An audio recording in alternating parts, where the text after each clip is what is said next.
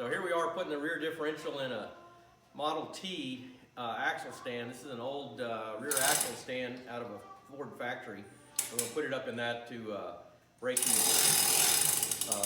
third member apart and break it.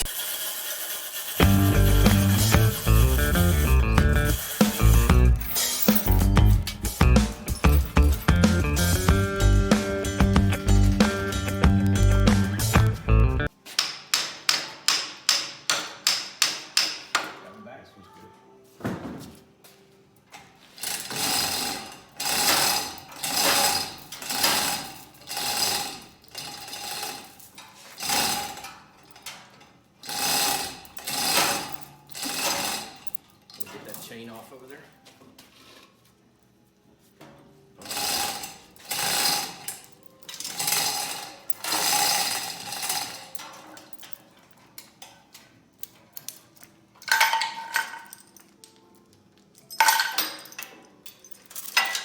All right, there you have it. Download the Resto-Rat app today to begin managing, tracking, and documenting your restoration project.